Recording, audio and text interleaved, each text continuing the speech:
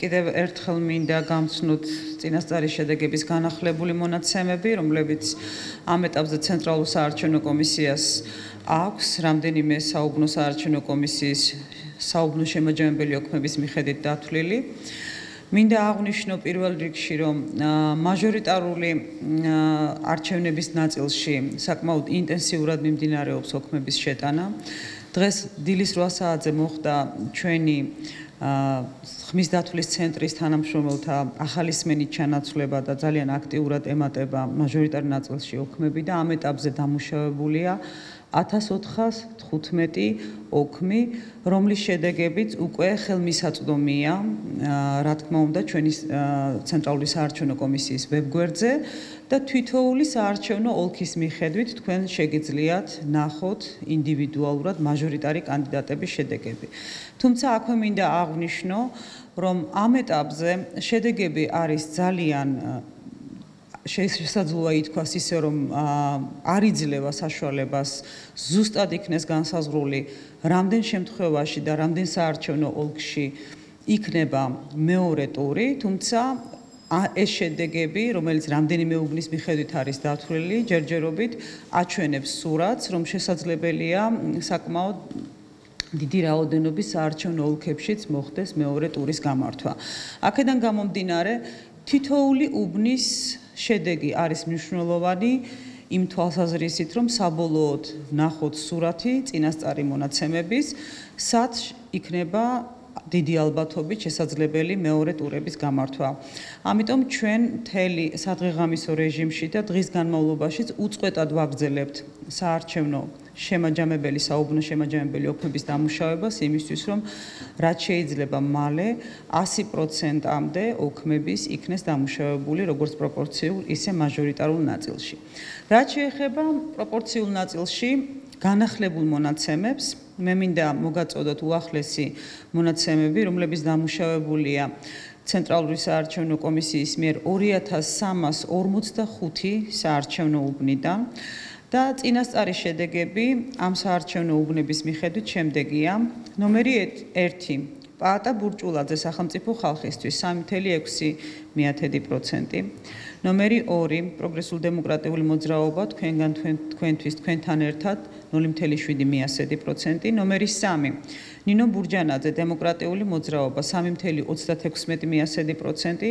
ნომერი 4 ჯონდი ბაღათურია ქართული დასი 0.12%. ნომერი 5 ერთიანი ნაციონალური მოძრაობა 26.7%. ნომერი 6 უსუფაშვილი რესპუბლიკელები 1.58%. ნომერი 7 თამაზ მეჭიაური ერთიანი საქართველოსთვის 0.17%. ნომერი 8 დავით არხან-მოურავი ირმა-ინაშვილი საქართველოს პატრიოტთა ალიანსი გაერთიანებული ოპოზიცია 4.98%. ნომერი 10 შალვა ნათელაშვილი საქართველოს ლეიბორისტული პარტია 3.4%. ნომერი 11 სახალხო ხელისუფლება 0.6%. ნომერი 12 საქართველოს კომუნისტური პარტია სტალინელები ივანე წიკლაური 0.1%. ნომერი 14 დავით თევზაძე საქართველოს მშვიდობისთვის 0.22%. ნომერი 15 მშრომელთა სოციალისტური პარტია 0.4%. ნომერი 16 საქართველოს ერთიანი კომუნისტური პარტია 0.7%. ნომერი 17 საქართველოს 0.9%. ნომერი 18 ქართული იდეა 0.15%. ნომერი 19 თოფაძე მრეწველები ჩვენი სამშობლო 0.84%.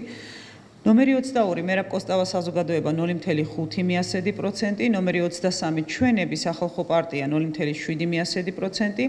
ნომერი 25 კახა ძაგანია სოსო შატბერაშვილი პაატა ჯიბლაძე არჩილ ბენიძე მემარცხენე ალიანსი 0.4%.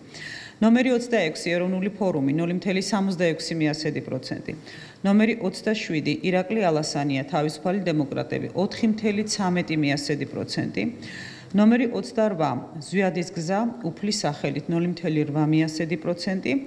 ნომერი 30 ჩვენი საქართველო ბადრი პატარკაციშვილის საარჩევნო სტაბი 0.7% და ნომერი 41 ქართული ოცნება დემოკრატიული საქართველო 49.92%.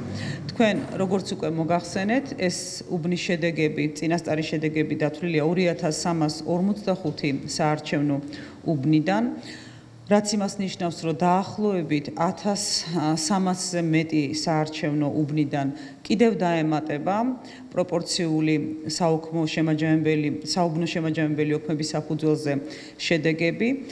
ამ ეტაპზეც არის გარკვეული მცირედი ცვლილებები და შესაძლებელია კიდევ იყოს მცირედი ცვლილებები პროპორციულ სისტემით ჩატარებული არჩევნების წინასწარ შედეგებში. კიდევ ერთხელ მინდა მოგეხადოთ დიდი მადლობა და ძალიან მნიშვნელოვანია ასევე რომ ის ინფორმაცია, რომელიც მაჟორიტარულ ნაწილში თითოეული საარჩევნო ოლქის მიხედვით იქნება ხელმისაწვდომი, ინტენსიურად ნახდება ცენტრალური საარჩევნო კომისიის მიერ და ყოველ წუთს და წამს ხდება ამ ინფორმაციის განახლება და ახალი საუბნო შემაჯამებელი ოქმების ინფორმაციის შეტანა და დამატება.